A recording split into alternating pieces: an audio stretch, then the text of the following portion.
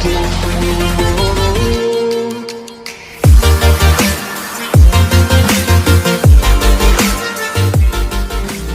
kita berdoa bersama-sama. Kami bersyukur kepada Tuhan saat ini kami boleh datang ke hadapan-Mu secara pribadi ya Tuhan. Kami tahu di mana kami berada, juga Tuhan ada bersama-sama dengan kami. Kami meninggikan, memuliakan nama-Mu ya Tuhan. Dan kami percaya Tuhan berkenan atas puji-pujian kami. Saatnya kami akan bersekutu dengan firman Tuhan. Biar setiap firman yang kami dengar memberi kekuatan kepada kami, menjadi sumber kehidupan dalam kehidupan kami Tuhan Yesus. Berbicaralah kepada kami secara pribadi pada saat ini, dan kami siap dibentuk oleh firman Tuhan. Hanya di dalam nama Tuhan Yesus Kristus, Juru Selamat dan Terang hidup kami sudah berdoa. Haleluya. Amin. Selamat pagi saudara-saudara sekalian. Senang sekali kita bisa berjumpa kembali dalam suasana yang cukup langka.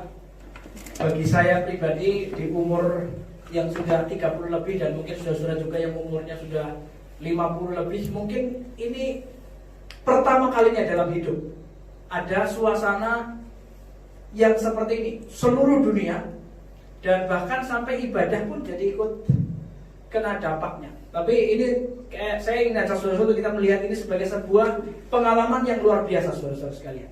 Mungkin ini akan jadi sebuah cerita yang luar biasa untuk anak cucu kita nanti. Bagaimana cara kita ibadah yang luar biasa hebat. Pagi hari ini ya saudaraku sekalian, saya ingin kita merenungkan bersama-sama bahwa kita ini sedang asik-asiknya beribadah. Kita sedang asik-asiknya, mungkin saudara yang ambil bagian dalam pelayanan, kita lagi senang-senangnya melayani, lagi mulai aktif, semangat-semangatnya melayani. Tahu-tahu secara kasarnya itu dibubarin, berhentiin. Lagi asik-asiknya ibadah, orang banyak kumpul, kita mulai mungkin di gereja, mulai punya geng sendiri di gereja, kenalan banyak, pelayanan sana sini, itu luar biasa. Tapi tahu-tahu kita diberhentiin. Kita pikir begini, dosa apa kita? Kita ini dosa apa? Merasa punya dosa apa nih kok sampai situasi jadi begini? Kita juga mulai memikirkan manusia ini dosa banget kayaknya loh. Kita ini umat manusia ini kayaknya terlalu besar dosanya sampai Tuhan menghajar kita begitu keras. Seluruh dunia hari ini mungkin lebih dari 200 negara sudah terdampak virus ini. Tapi saya ingin mengajak saudara-saudara kita melihat sebuah kisah menarik. Saudara yang sudah siap dengan Alkitab masing-masing, saya ingin mengajak saudara-saudara kita melihat dalam Amos pasal 4 ayat 4 dan 5. Ada sebuah hal yang menarik dalam Amos 4 ayat 4 sampai 5. Kalau sudah ketemu, mari perhatikan bersama-sama. Saya akan bacakan buat saudara-saudara sekalian. Amos 4 ayat 4 sampai 5. Datanglah ke Betel dan lakukanlah perbuatan jahat, ke Gilgal dan perhebatlah perbuatan jahat. Bawalah korban sembelihanmu pada waktu pagi dan persembahan persepuluhanmu pada hari yang ketiga. Bakarlah korban syukur dari roti yang beragi dan maklumkanlah persembahan-persembahan sukarela. Siarkanlah itu, sebab bukankah yang demikian kamu sukai, hai orang Israel? Demikian firman Tuhan Allah. Amin. Jadi kalau saudara baca teliti ayat ini saudaraku sekalian, ini sebuah kalimat marah yang agak diperhalus. Jadi dia bilang, sana datang ke Betel, lakukan ibadahmu. Di Gilgal lakukan, bawa korban persembahan sembelihanmu, bawa persembahan persepuluhanmu, bawa sana. Tapi di kalimat terakhir Tuhan bilang seperti ini, itu kan yang kamu sukai. Itu yang kamu sukai, itu yang manusia sukai, itu juga yang kita sukai, datang ke gereja dan sebagainya. Itu jadi hal yang menyenangkan buat kita sekalian. Jadi ini adalah kalimat kemarahan, atau ya kalau bahasa kita manusia itu sindiran dari Tuhan, yang padahal Tuhan tuh hatinya dongkol banget sama manusia. Dari Tuhan kepada khususnya waktu itu orang-orang Israel. Nah kita perlu tahu saudaraku sekalian, dalam kalimat itu dikatakan seperti ini, datanglah ke Betel. Betel itu apa? Kita kan punya gereja dengan namanya gereja Betel, tabernakel Betel. Betel itu kan dari bahasa Ibrani kan Beit El, Bait Allah, atau Yakub menyebutnya sebagai rumah Allah, karena waktu itu Yakub dalam pelariannya dikejar-kejar sama kakaknya Esau karena dia habis nipu kakaknya sendiri. Dia kemudian tidur dengan alas batu. Tengah malam dia mimpi, dia melihat tangga naik ke surga. Kemudian setelah bangun dia namai tempat itu Betel. Oh, ini rumah Allah nih. Dia bikin mesbah, lalu dia kasih nama tempat itu Betel, rumah Allah. Sampai sekarang Betel jadi nama untuk tempat-tempat ibadah. Itu Betel. Jadi sebuah tempat yang sakral buat kita sampai hari ini. Kita juga pakai ini sebagai rumah Allah, kita sebut sebagai tempat yang sangat kudus. Kemudian ada lagi disebutkan lagi dalam Amos 4 yang dikatakan ke Gilgal. Gilgal itu adalah nama tempat yang menjadi perkemahan pertama orang Israel di Kanaan. Jadi ini markas besarnya orang Israel sebelum mereka mulai menaklukkan negeri itu. Nah, Gilgal ini adalah tempat mereka merayakan Paskah. Jadi Paskah pertama keluar dari Mesir, Paskah kedua mereka rayakan sebelum mereka menyerang tanah Kanaan. Dan itu mereka mengalami kemenangan yang luar biasa, dipimpin oleh Yosua. Itu jadi tempat yang mereka sangat agung-agungkan. Makanya orang Israel mendirikan batu peringatan untuk Tuhan di situ. Kemudian nama itu jadi nama Gilgal karena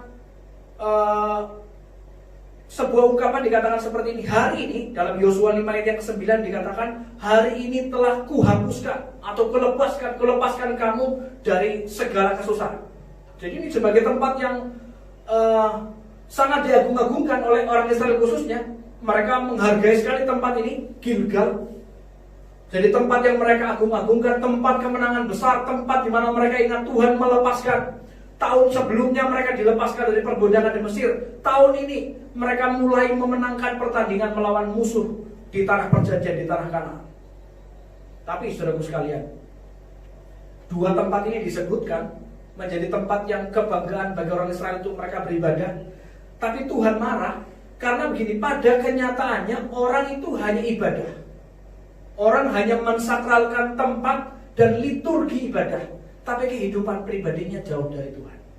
Makanya Tuhan berkata nih kepada orang Israel melalui Nabi Amos. Dia bilang, oh, sana pergi kamu ke Betel dan perbuat jahat di sana. Pergi kamu ke Gilgal, persembahkanlah korbanmu di sana. Tapi kehidupanmu gak pernah berubah di sana. Jadi saudaraku sekalian, ini sebuah pernyataan marah dari Tuhan. Karena begini, orang hanya mensakralkan tempat liturgi ibadah, tapi kehidupan pribadi jauh dari Tuhan. Sebenarnya Tuhan itu mau lebih daripada sekedar kita datang. Kita orang Kristen kan merasa senang, kita secara pribadi nih ya, kita merasa senang. Saya juga merasa senang kalau tiap minggu bisa ibadah. Oh, itu kebanggaan itu. Itu target orang Kristen, tiap minggu bisa ibadah. Pengennya kalau bisa harus kaki ini melangkah. Itu memang bagus. Itu sebuah niat yang sangat mulia. Kita mau datang ibadah itu sangat bagus. Tapi melalui pembacaan kita pada pagi hari ini, saudaraku sekalian, kita mulai belajar bersama-sama dari pernyataan ini, isi hati Tuhan sendiri lewat Nabi Amos. Tuhan mau kita bukan hanya sekedar datang ke tempat ibadah, atau kita mensakralkan tempat-tempat yang kita agung-agungkan, tapi kehidupan kita mungkin jauh dari Tuhan. Nah, dalam Amos pasal 5, dalam pasal selanjutnya, Amos pasal 5 ayat 1-3. Amos pasal yang kelima ayat 1-3, kelanjutan dari kisah yang tadi adalah seperti ini. Amos 5 ayat 1-3, saya akan bacakan buat saudara sekalian. Dengarlah perkataan ini yang kuucapkan tentang kamu sebagai ratapan, hai kaum Israel. Telah rebah, tidak akan bangkit-bangkit lagi anak darah Israel. Terkapar di atas tanahnya, tidak ada yang membangkitkannya. Sebab beginilah firman Tuhan Allah kepada kaum Israel. Kota yang maju berperang dengan 1000 orang, daripadanya akan tersisa 100 orang. Dan yang maju berperang dengan 100 orang, daripadanya akan tersisa 10 orang. Jadi Tuhan kemudian bawa Israel kepada sebuah pengalaman-pengalaman pahit. Yaitu mereka, dikatakan tadi di ayat yang pertama, telah rebah dan tidak akan bangkit-bangkit lagi. Berangkat 1000 tersisa 100, berangkat 100 tersisa 10. Mereka jadi gak bisa apa-apa. Mereka gagal total dalam kehidupan mereka. Tuhan bawa Israel pada pengalaman pahit sampai mereka tidak tahu mau kemana lagi. Sampai mereka bingung mau kemana lagi. Mereka mau mengandalkan apa lagi? Kekuatan perang yang dulu diwariskan oleh Yosua mereka gak bisa lagi. Strategi perang dari Musa dan Yosua mereka gak bisa buat lagi. kemampuan mereka, alat-alat yang mereka pakai, semuanya gak bisa membuat mereka jadi menang lagi. Mereka bingung. Sampai Tuhan tunjukkan jalan menuju hidup. Ayat 4 sampai ayat yang ke-6. Amos 5 ayat 4 sampai 6 dimulai dengan sebuah judul yang sangat bagus. Judulnya adalah Jalan yang Menuju Hidup. Sebelumnya orang Israel dicela oleh Tuhan, kemudian mereka mengalami kejatuhan yang luar biasa, dan ayat 4 diberi judul Jalan yang Menuju Hidup. Apa jalan yang menuju hidup? Dikatakan di ayat 4 sampai 6. Saya akan bacakan buat saudara sekalian. Sebab beginilah firman Tuhan kepada kaum Israel. Carilah aku, maka kamu akan hidup. Amin. Dilanjutkan lagi, jangan kamu mencari Betel, janganlah pergi ke Gilgal, dan janganlah menyeberang ke Beersheba. Sebab Gilgal pasti masuk ke dalam pembuangan, dan Betel akan lenyap. Ayat yang ke-6 diulangi lagi, carilah Tuhan, maka kamu akan hidup. Amin. Supaya jangan ia memasuki keturunan Yusuf bagaikan api yang memakan habis dengan tidak ada yang memadamkan bagi Betel. Jadi saudara-saudara sekalian, cari Tuhan, bukan yang lain. Bukan hanya sekedar ke Betel, bukan hanya sekedar ke Gilgal, tambahan lagi ke Beersheba, tempat yang mereka juga sakralkan sebagai tempat ibadah. Bukan hanya datang ke tempat-tempat ibadah, tapi cari Tuhan. Amin. Cari Tuhan, bukan yang lain. Cari Tuhan ke gereja bukan cuma cari berkat Tuhan. Ke gereja bukan cuma cari tempat. Ke gereja bukan cari euforia dalam pelayanan. Bukan. Kita juga bukan cari orang di gereja. Tapi kalau kita beribadah, yang kita cari Tuhan. Amin. Yang kita cari Tuhan, bukan yang lain. Sekarang saudara-saudara, kita semua masing-masing di rumah, beribadah masing-masing di rumah. Itu saatnya kita secara pribadi cari Tuhan. Amin. Cari Tuhan, bukan yang lain. Kalau saudara-saudara kita semua sedang diliburkan ibadah di gereja dalam beberapa minggu ini bukan sebuah kegagalan besar, ini bukan sebuah kejatuhan besar, ini justru saatnya kita secara pribadi cari Tuhan. Amin. Cari Tuhan. Itu yang namanya penyembahan. Itu baru yang namanya ibadah. Itu adalah ibadah yang sebenarnya. Secara pribadi kita cari Tuhan. Bukankah itu yang sedang kita lakukan di hari-hari ini? Diam di rumah masing-masing, mengkhususkan waktu, kita sendiri menyiapkan hati kita, kemudian mendengarkan firman Tuhan secara pribadi, merenungkan di rumah, berdoa di rumah. Itu kesempatan yang paling baik untuk saya cari Tuhan. Jadi saudaraku sekalian, carilah Tuhan. Dan dalam perjanjian baru, dalam Matius 6 ayat yang ke-6, Yesus ajarkan hal yang luar biasa. Matius 6 ayat yang ke-6, Yesus mengajarkan hal yang sangat luar biasa. Saya akan bacakan bagi saudara sekalian. Tetapi jika engkau berdoa, masuklah ke kamarmu, tutuplah pintu, dan berdoalah kepada Bapamu yang ada di tempat tersembunyi. Maka Bapamu yang melihat yang tersembunyi akan membalasnya kepadamu. Ini ajaran yang luar biasa dari Tuhan. Kalau doa, urusan pribadimu dengan Tuhan. Ibadah, urusan pribadimu dengan Tuhan. Tuhan ajarin tentang doa. Masuk ke kamar, gak perlu orang tahu. Itu urusan kamu dengan Tuhan. Berdoa kepada Tuhan. Jadi penyembahan yang sesungguhnya, ibadah yang sesungguhnya itu gak tergantung alat. Kita biasa, ibadah kita itu tergantung banget sama alat. Sama alat musik, sama listrik, sama lampu dan sebagainya. Kalau lagi tengah-tengahnya ini tiba-tiba mati lampu, kita langsung pelongo lihat kanan kiri, liatin yang main musik mungkin, atau mungkin yang nyanyi fals kita mulai ketawain, yang main musik salah-salah kita mulai merasa terganggu. Tapi sekarang kita sedang dibawa kepada sebuah penyembahan yang luar biasa baik. Tidak tergantung kepada alat, tidak tergantung kepada tempat, tidak tergantung kepada siapa yang melayani. Secara pribadi, saya mau cari Tuhan. Amin. Jadi saudaraku sekalian, di tengah situasi yang tidak menentu ini, sekarang ini gak ada yang bisa kita andalkan. Ya, krisis ekonomi sudah global tingkatnya. Saudara-saudara gak usah lihat yang jauh-jauh di sekitar kita pun, kita sudah melihat beberapa hal yang sudah mulai mengancam ekonomi. Banyak saudara-saudara kita yang terkena efek PSBB. Mereka juga mulai kesulitan dalam ekonomi. Kita juga mungkin merasakan hal yang sama. Manusia gak bisa kita andalkan, harta gak bisa kita andalkan, jabatan gak bisa diandalkan, dan gak ada yang luput dari situasi seperti ini. Dari pejabat sampai paling bawah, semuanya terancam juga dalam situasi seperti ini.